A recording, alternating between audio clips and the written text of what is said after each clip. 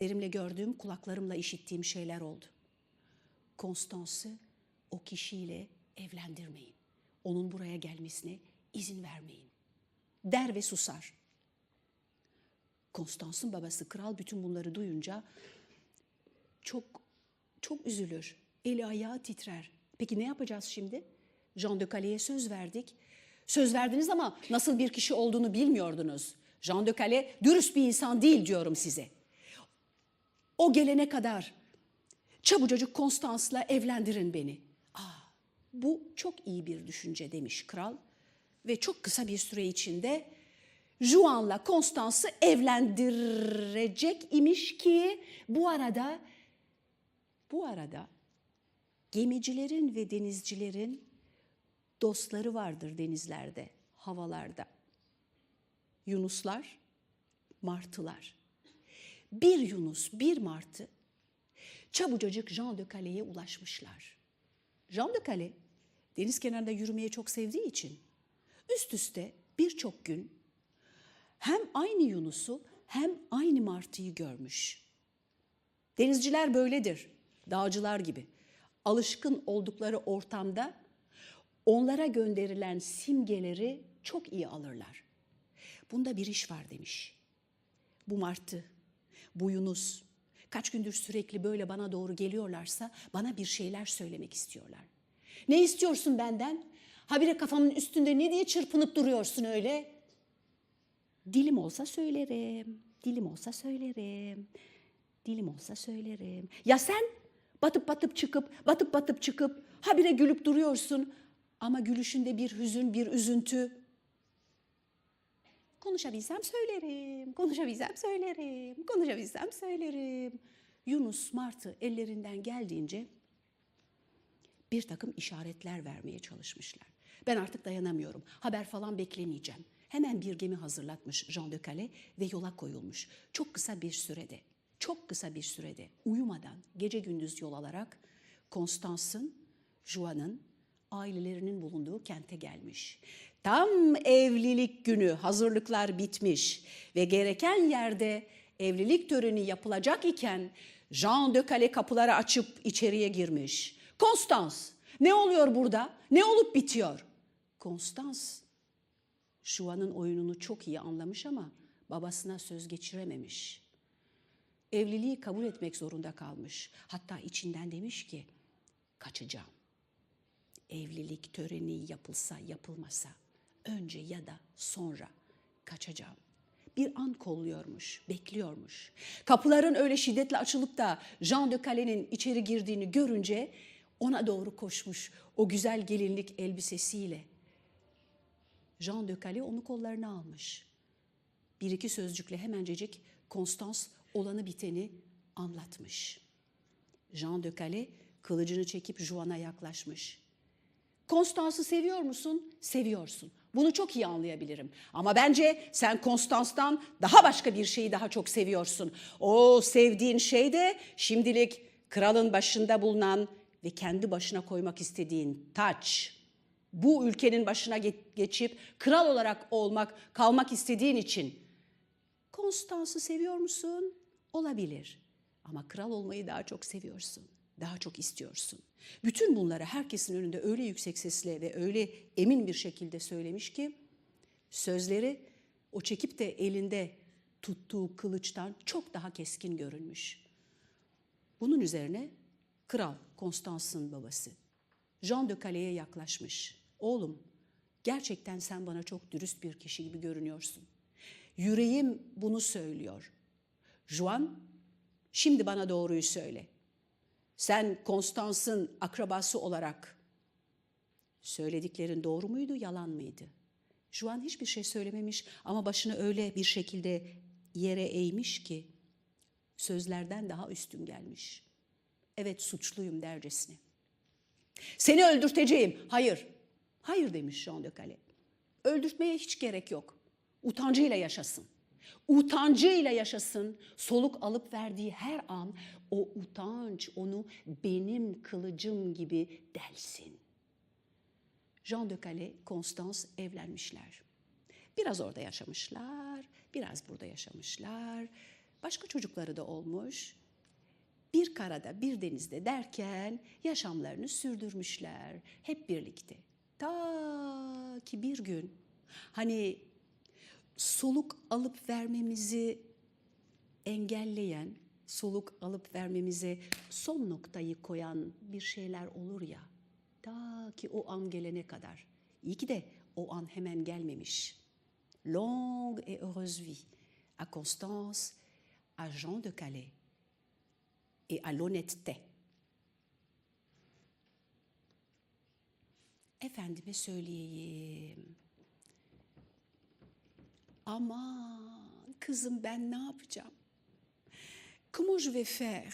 Cela fait des années et des années que je cherche à te marier. Mais maman, comment veux-tu que je trouve un mari? Regarde comme je suis laide. Il y a longtemps de cela en arrière. La vieille, tellement vieille, elle sentait qu'un jour ou l'autre, incessamment sous peu, elle allait partir de l'autre côté, comme on dit.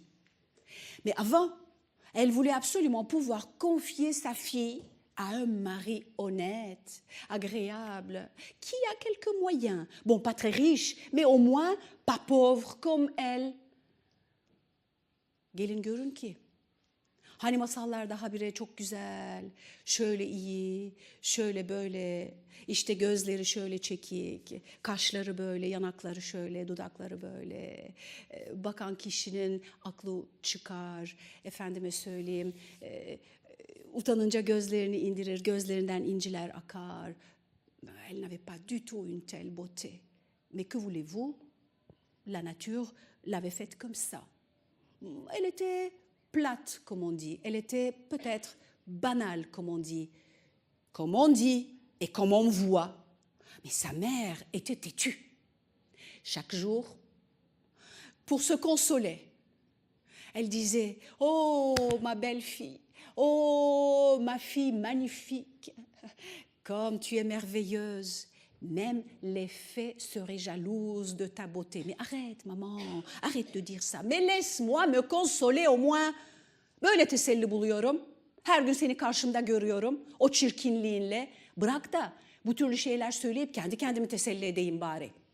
Oh, ma belle fille merveilleuse, délicieuse, regardez-moi ces cheveux qui tombent jusqu'au sol, on dirait des pelotes de soie. Et les yeux, ah les yeux, je ne peux même pas regarder comme ils sont doux, du velours pur.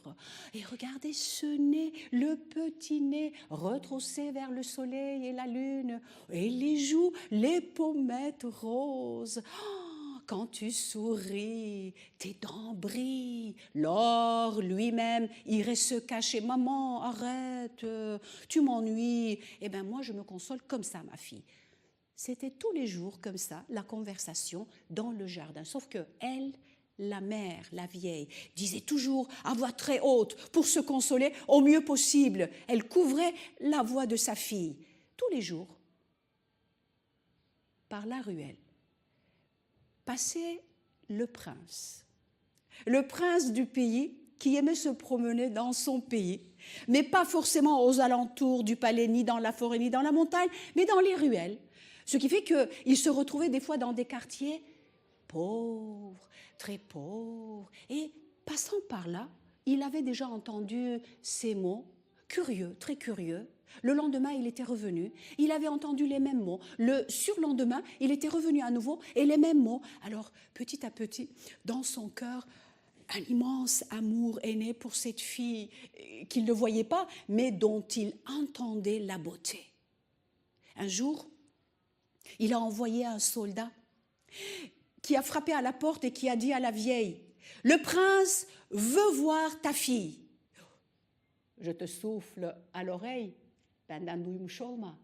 Mais je pense qu'il veut l'épouser. Il veut épouser ma fille? Mais oui, il paraît qu'elle est très belle. Mais oui, elle est très belle. Elle est très, très, très belle, ma fille. Vraiment, elle est très belle. Il ne va pas regretter. Elle a fermé la porte. La fille qui avait entendu tout ça dit à sa maman, « Mais maman, si le prince me voit, il comprendra, il verra bien que je ne suis pas celle que tu as décrite pour te consoler. Qu'est-ce qu'on va faire? Si ça se trouve, prince qu'il est, il va nous faire tuer toutes les deux. Attends, ne sois pas pessimiste tout de suite comme ça. On ne sait jamais, kader kısmet kızım, bekle hele, bir deneyelim. Belki yutar. Kızını bir güzel hazırlamış, süslemiş, püslemiş, boyamış, giydirmiş. Kafasını da kırmızı güzel bir tülle kaplamış.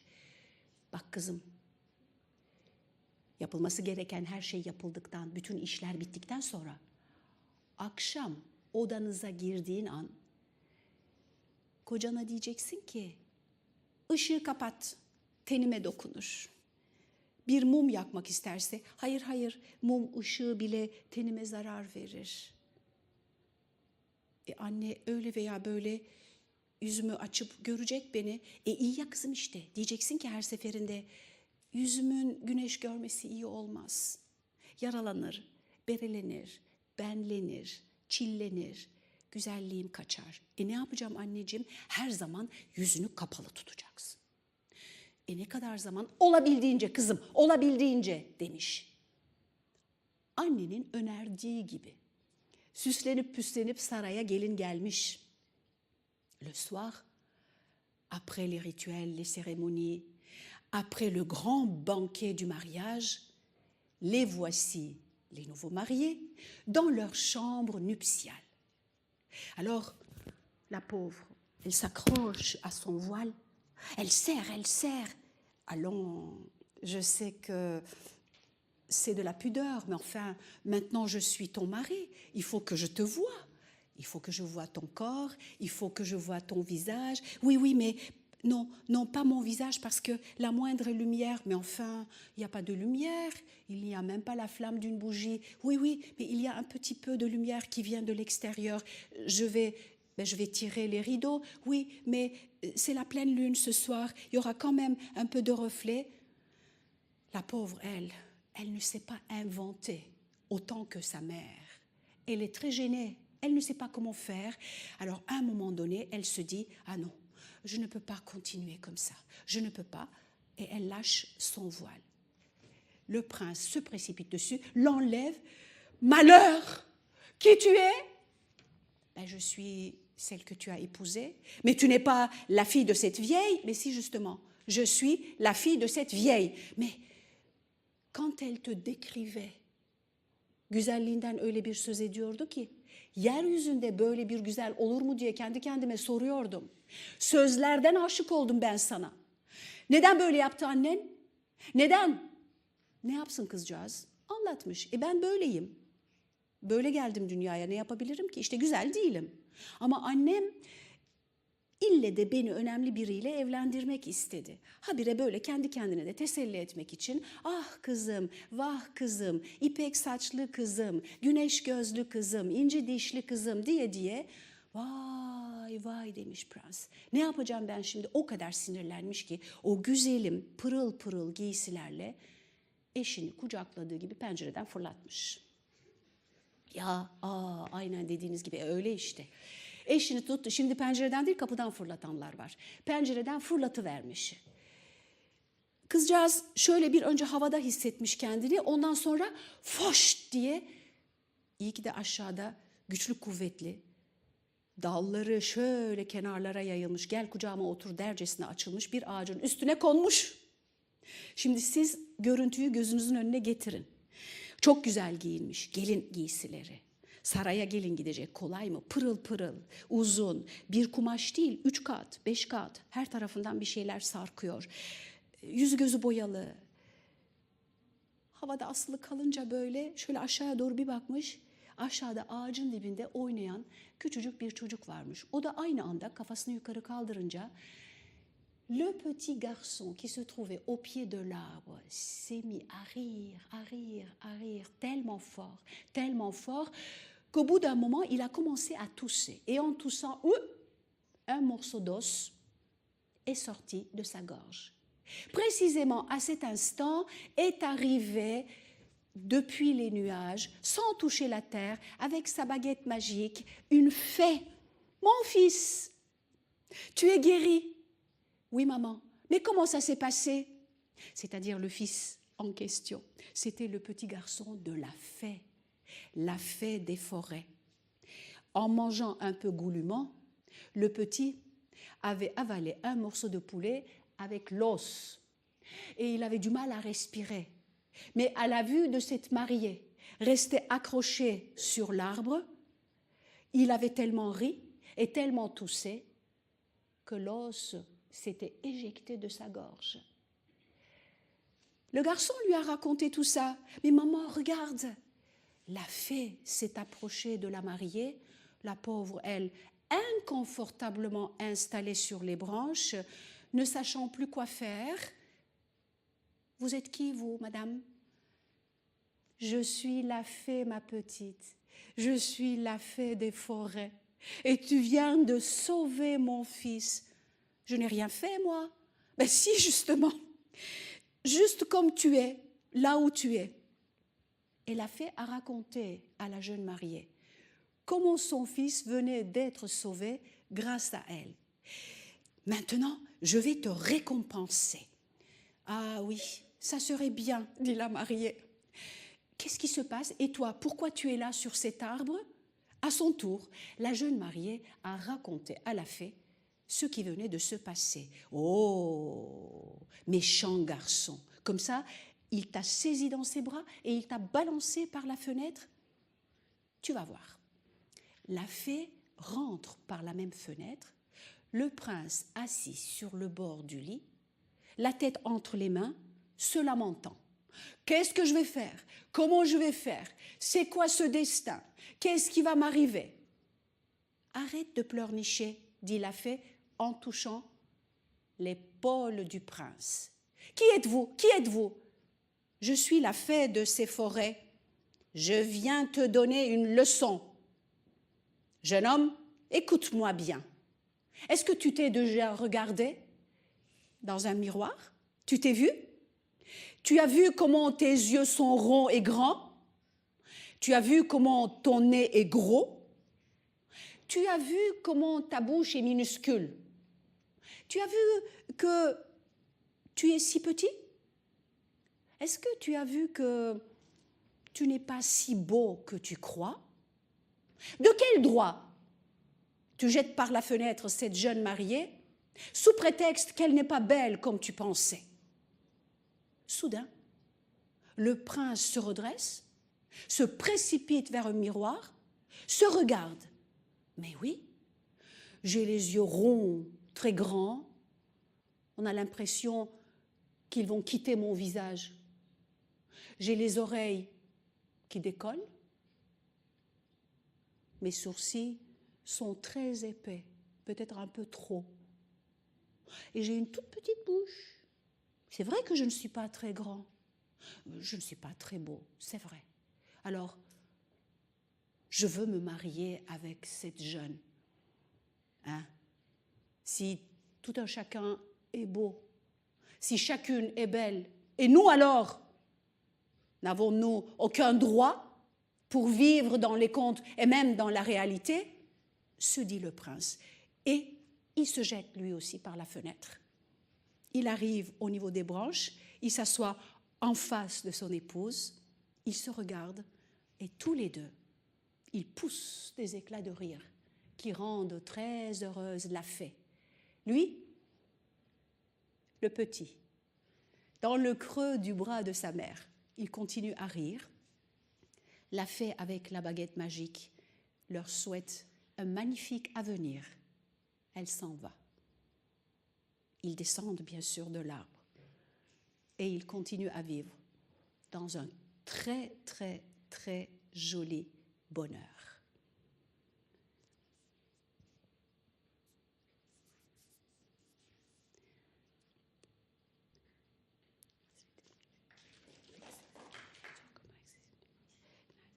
Hayrola Nasrettin, ne mırmırlanıp duruyorsun öyle?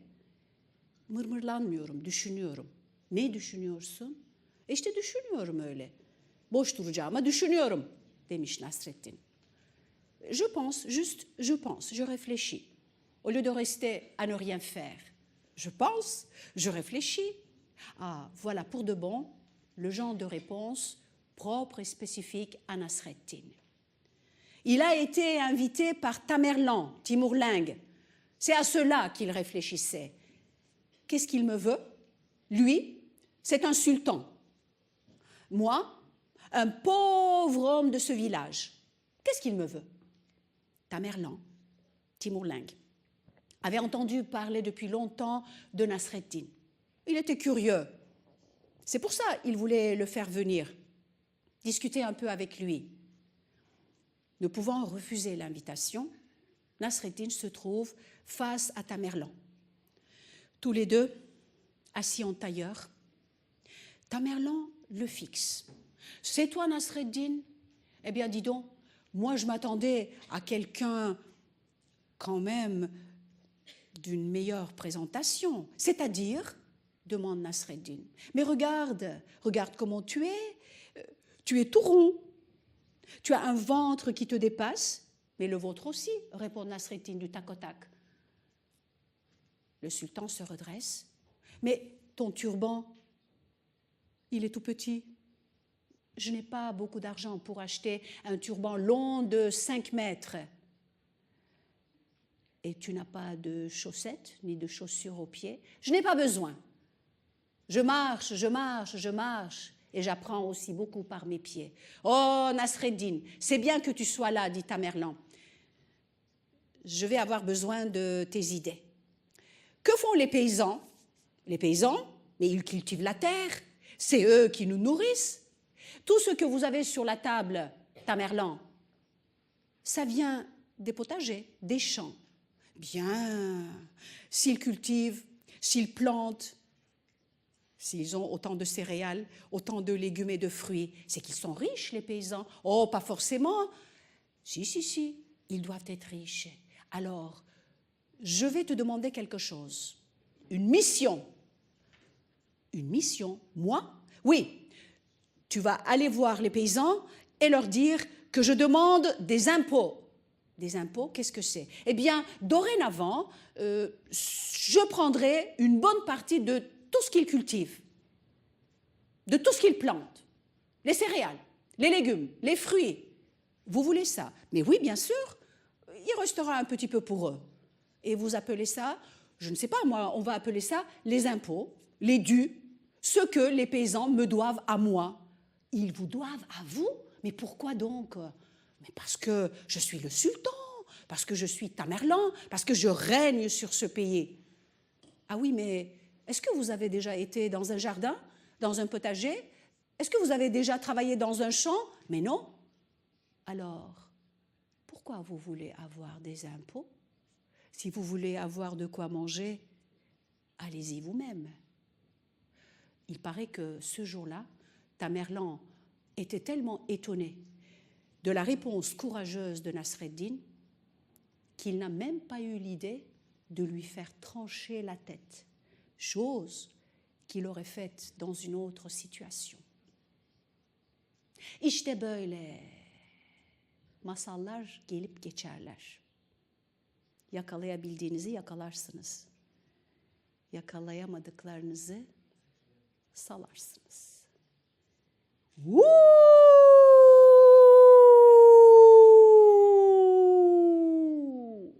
Woo!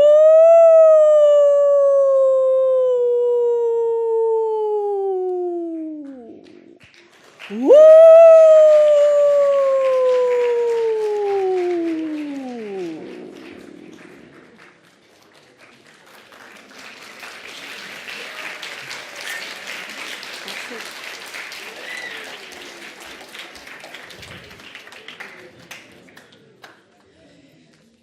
Sağ olun, var olun. Ellerinize sağlık. Her şeyden önce kulaklarınıza, gözlerinize, yüreklerinize sağlık. Çünkü bir masalı dinlerken salt kulaklarınızla dinlemiyorsunuz. Bakışlarınızla, yüreğinizle, beyninizle dinliyorsunuz.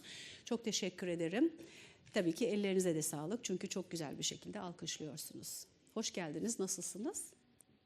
Bu sabah, gerçi sabahı açtık ya. Bu sabah iyi misiniz? Umarım sizi çok fazla sıkmadım. Neyse, bir parçacık uyumaya da iyi gelir. Çünkü masallar sınıflardan hangisinde anımsamıyorum ama bir keresinde birisi, arkadaşlarınızdan birisi dedi ki masallar uyumaya yardım eder. Doğru, masallar uyumaya yardım eder çünkü sizleri rahatlatıyor ama salt uyumaya değil diye tamamladım. Başka şeyler için de gereklidir. Ben bu masallar aracılığıyla sizlere birçok şeyler söylemek istedim. Herkes kendi kişiliğine göre, kendi yüreğine göre, kendi düşüncelerine göre alabildiğini alır, alamadığını salar. Belki bir parçacık zamanımız var. Sormak istediğiniz ya da söylemek istediğiniz, salt soru sormak değil amaç. Siz de bir şeyler söylemek isteyebilirsiniz, tamamlamak isteyebilirsiniz. Bir haftadır sizlerle beraberim. Pazartesi başladık. Her bir sınıfa bir kez gidebildim. Yani hepimiz hep birlikte olduk sınıflarla teker teker. Uzantısında bu gösteriyi dinlediniz, izlediniz. Bu bir masal gösterisi, tiyatro gösterisi değil. Bunun arasındaki ayrımı biliyorsunuz. İsterseniz yeniden düşünürsünüz. Düşüncelerinizi, duygularınızı, size ne getirdi, ne getirmedi, ne götürdü, ne götürmedi, söylemek istediğiniz herhangi bir şey varsa sanıyorum aşağı yukarı 10-15 dakika zamanımız var mı? Aşağı yukarı. Nous avons à peu près... Ah, mais alors dites donc, j'ai été longue, hein, parce que j'ai du mal à être très courte. Hein, c'est vrai, dans les contes, c'est pas toujours facile. Alors, donc, si vous avez des observations, n'hésitez pas. Rien du tout, aucune remarque, aucune observation. Et pourtant, j'entends des murmures, donc vous avez des choses à dire, parce que là, il n'y a pas forcément le silence. Hein. Je n'entends pas le silence, mais j'entends plutôt des murmures. Donc ça veut dire, vous avez, jeune homme, dites-le à tout le monde, ça peut être intéressant. Et surtout pour moi, j'ai des choses à apprendre de vous. J'ai des choses à apprendre de vous.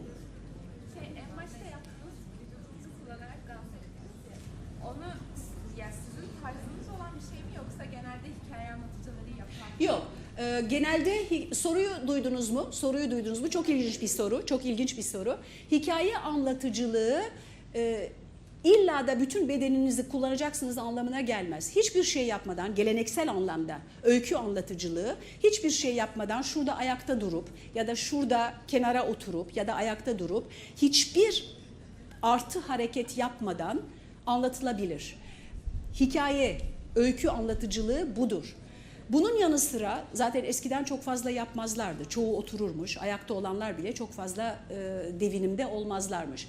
Bu yavaş yavaş işte sahnelerde sergilenmeye başladığı için o sahne düzenine biraz uyabilmek, bir parça daha canlı tutabilmek için kişilerin, sanatçıların, masalcıların ekledikleri ya da eklemedikleri bir zorunluluk yok. Yani bu benim kişisel tarzım olabilir. Ama başka bir ortamda, sınıflarda gördünüz, masalları anlatırken hiçbir şekilde öyle veya böyle dansla ilgili bir şey yapmadım. Ya da artı bir uluma, kurt uluması gibi bir ses çıkartmadım. Salt masalcıydım. Onun uzantısında burada sahnede gördüğünüz zaman masalla başka sanat etkinlikleri arasındaki ilişkileri de görmüş oluyorsunuz. Ama bu bir zorunluluk değil. Asla bir zorunluluk değil. Bu bana ait. Şimdi masalların çoğunu zaten tam anlamıyla bir tiyatro gösterisine dönüştürmüşler. Ki bu eskiden de vardı. Ben Türkiye'deyken, çocukken, 7-8 yaşındayken Pamuk Prenses ve Yedi Cüceler masallarının tiyatrolanmış, sahnelenmiş şeklini, işte herkese rol dağıtılmış şeklini çok kez gidip izledim. Birçok masallarda olduğu gibi. Dağların Kızı Heidi vardı o zamanlar örneğin yani. Böyle şeyler. Hani masalla başka sanat gösterileri arasındaki ilişkiler. Ama bunların hiçbiri olmadan da salt masalcı olarak böyle karşınızda durup şimdi şu anda yaptığım gibi anlatabilirim. Çoğunlukla öyle de yaptım zaten. Aman birbirinize söyleyecek ne kadar çok fısır şeyleriniz var. Bir parçacık sır değildir herhalde onlar. Bir parçacık ben de duyayım. Bana da yararı olabilir onların. Böyle pısır aranızda zaten birazdan çıkacaksınız. Onları kendi aranızda söyleyebilirsiniz. Şimdi bana da yardımcı olabilecek bir şeyler söylemek istemez misiniz? Daha önceden böyle bir masal dinletisi, gösterisi izlediniz mi, dinlediniz mi? 2015'in aralığında, o zaman da mı izlemiştiniz? Ha.